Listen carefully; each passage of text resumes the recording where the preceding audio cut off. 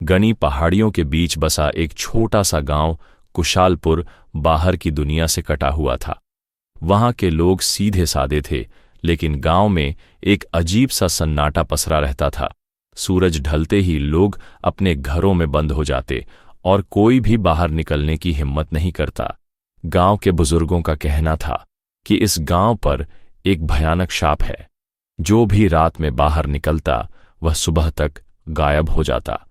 लेकिन यह शाप कैसे और क्यों लगा, इसका सही कारण कोई नहीं जानता था। एक दिन गांव में एक अजनबी आया। उसका नाम आदित्य था और वह एक खोजी पत्रकार था।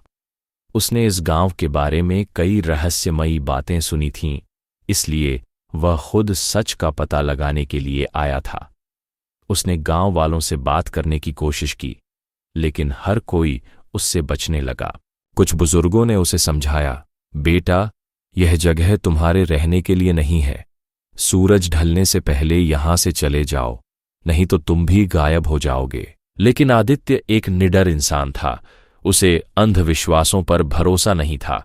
उसने तय किया कि वह रात में गांव में ही रुकेगा और खुद देखेगा कि आखिर क्या होता है। रात के अंधेरे में आदित्य अपने कमरे की खिड़की से बाहर देख रहा था। हवा तेज चल रही थी और पूरा गांव सुनसान लग रहा था।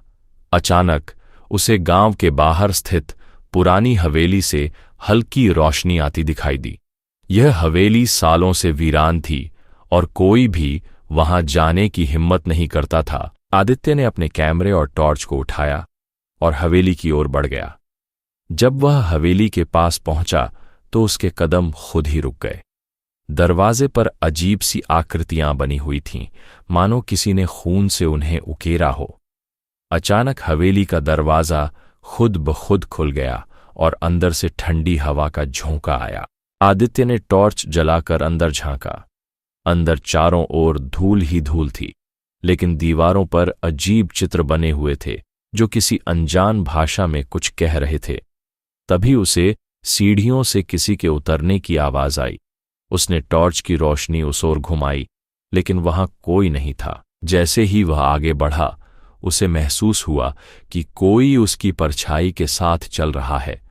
अचानक एक तेज चीख हवेली के अंदर गूंज उठी। उसके सामने एक सफेद साड़ी पहने और बिखरे बालों वाली औरत खड़ी थी। उसकी आंखें सुर्ख लाल थीं। आदित्य के शरीर में डर की लहर दौड़ गई, लेकिन उसने हिम्मत नहीं हारी। वह बोला, तुम कौन हो और इस गांव के लोग इतना डरते क्यों हैं? उस औरत ने धीरे धीरे बोलना शुरू किया, मैं इस हवेली की रखवाली कर रही हूं। मुझे इंसानों से कोई बैर नहीं, लेकिन इस गांव ने मुझे मरने पर मजबूर किया था। उस औरत की कहानी सुनकर आदित्य स्तब्ध रह गया। वह कोई और नहीं बल्कि रूपा थी, जो सालों पहले इसी गांव में रहती थी। गांव के जमींदार का बेटा उस पर बुरी नीयत रखता था, लेकिन जब उसने विरोध किया तो गांव वालों ने ही उसे डायन कहकर इस हवेली में बंद कर दिया था।